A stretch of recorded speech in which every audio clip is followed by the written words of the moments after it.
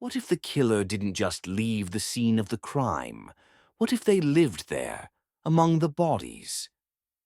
The Hinterkaifeck murders are one of the eeriest true crime cases in history, where the killer may have continued to haunt the crime scene for days.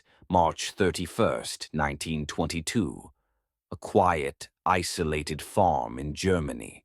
The Gruber family, Andreas Gruber, his wife, their daughter, and two grandchildren, along with their maid, were found brutally murdered.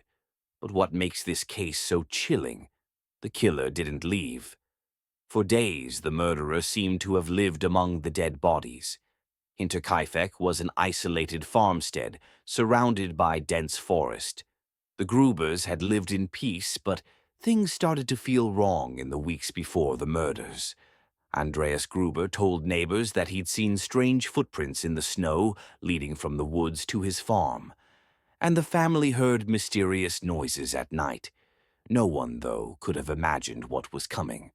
One evening, after the murders, neighbors grew concerned when they saw lights flickering in the house. No one answered the door. But it wasn't just the lights. The Grubers' cattle had been fed, meals had been cooked and eaten. No signs of forced entry were found, but it seemed as if the killer was still living in the house. On April 4th, a neighbor finally went inside. What they found was the gruesome aftermath. Andreas Gruber, his wife, daughter, and grandchildren, all brutally murdered with a pickaxe. The maid was also dead, her throat slashed. But the most unnerving part? The killer hadn't left. Neighbors reported hearing footsteps in the attic, and the food in the house seemed to be consumed by someone, perhaps the killer. The police were baffled. No forced entry, no clear motive. They speculated that the killer could have been someone from the family or a neighbor.